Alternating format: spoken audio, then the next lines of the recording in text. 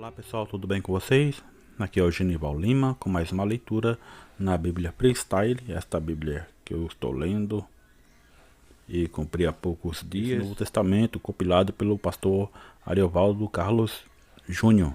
A gente vai ler então Evangelho segundo Marcos, capítulo 7. Como o urubu tá sempre rodeando para ver se encontra carniça, os religiosos todos vieram de Jerusalém para se juntarem a Jesus e seus discípulos. Logo de cara, começaram a implicar que eles comiam sem lavar as mãos. A tradição dos religiosos ensinava um monte de rituais sobre higiene e eles levavam isso muito a sério. O negócio era tão chato que, nos dias de hoje, um desses caras jamais comeria aqueles pastéis de feira que nós comemos. Nem a bolacha recheada que caiu no chão, mas ficou menos de 5 segundos na sujeira. E diziam, por que seus discípulos não lavam as mãos antes de comer? Jesus respondeu, o profeta Isaías bem que falou sobre vocês. Há muito tempo, vocês são os manéis que ficam pousando de religiosos, mas o coração de vocês está muito distante de Deus. Não se preocupam em ensinar coisas que são inventadas por homens e muitas vezes negam o verdadeiro ensino dado por Deus. Querem um exemplo? Toda vez que vocês ficam com essa obsessão pelas coisas religiosas e se tornam negligentes com a família, estão fazendo e ensinando pessoas a fazerem o oposto do mandamento que era de sempre dar honra a seus pais. E completou, não se preocupem em se contaminar com as coisas que vocês comem. Isso é um problema menor. Se comer algo ruim, por pior que seja, geralmente só dá uma dor de barriga seguida de seguida de caganeira. Mas o que realmente te contamina são as porcarias que saem do seu coração e vêm ao mundo pela sua boca. Daí é que vêm os maus pensamentos, a traição, a falta de humildade, a loucura, a maldade, a inveja, a blasfêmia e todo tipo de sacanagem. Tomem cuidado com isso. Então se levantou e tirou o time de campo, indo para os lados das cidades de Tiro e Sidom. Discretamente arrumou uma casa para ficar mocado. Mas uma mulher doida acabou o encontrando e ela se jogava aos pés de Jesus. Dava piti, chorava, gritava e fazia o maior escândalo. Tamanho era seu desespero. Parecia brasileiro no mês de janeiro, quando começa a vencer o IPVA, e ela implorava que sua filha fosse liberta de um capeta que a atormentava, mas Jesus não deu nem moral. Depois de muito o importunar, Jesus respondeu porque da ignorada básica e disse, olha dona, eu vim para resolver primeiro as tretas do povo de Israel.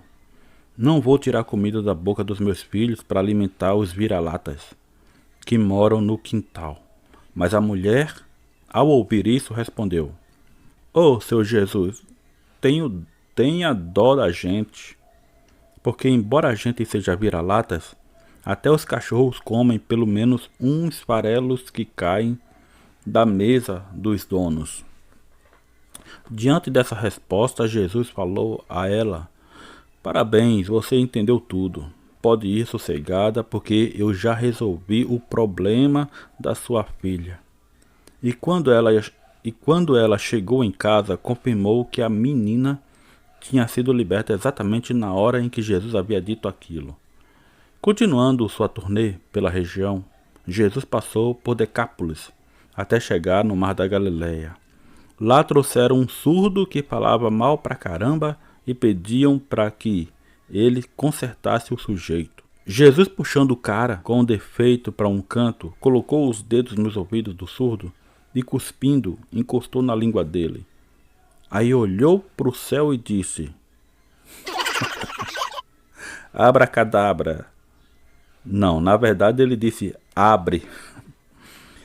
Mas ficou mais engraçado pensar nessa história pensando em uma palavra mágica. Aí deixa eu abrir aqui um parêntese. Então, tá aqui uma frase, não é nem uma paráfrase, é uma frase. Paráfrase é o que ele está colocando, ou colocando, né, as palavras de acordo com o linguajar português brasileiro. Então isso é uma paráfrase. Então ele está colocando as palavras dele, quer dizer, usando as palavras do textual, usando as frases textual e interpretando ela ou dando significado a ela de uma forma em que nós brasileiros poderíamos falar. Só que quando ele coloca essa mas ficou mais engraçado pensar nessa história pensando em uma palavra mágica, ponto. Então quando ele faz essa colocação, ele deveria abrir aspas ou colchetes ou parênteses para quem está lendo entender que foi ele que colocou essa expressão, essa frase, essa fala. Mas ficou mais engraçado pensar na história pensando em uma palavra mágica. Então são palavras do Ariovaldo Carlos Júnior. Então a palavra dele, colocada em uma Bíblia, entre aspas, né? Bíblia, entre aspas, não, tira aspas, porque Bíblia é coleção de livros, né? Então numa Bíblia, Novo Testamento, que ele compilou para que a gente que está lendo, né? Porque um leigo, modéstia à parte, eu entendo as palavras, né? Eu sou conhecedor, modéstia à parte, perdoe minha presunção. Mas uma pessoa leiga, que não é cristã, que não é convertida, é curiosa apenas, e pega uma Bíblia como essa, Novo Testamento, parafraseado, e lê essas palavras que ele colocou, se não está entre aspas, colchetes ou parênteses, e com uma explicação da parte dele, a pessoa vai entender que a mesma fala está numa Bíblia sacra, uma Bíblia comum que nós conhecemos. Então, nesse ponto, na minha opinião, ele errou gravemente. Mas vamos continuar aqui a leitura já no seu finalzinho. Capítulos e versículos foram colocados para facilitar a gente ler e entender, interpretar e memorizar. Então os capítulos e versículos foram colocados para nos trazer uma facilidade.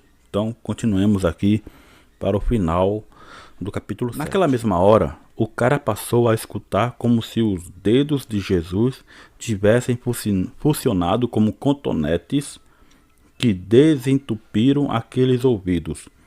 E também passou a falar perfeitamente, pensando até em virar narrador de futebol. Jesus pediu para o cara não sair contando isso para ninguém.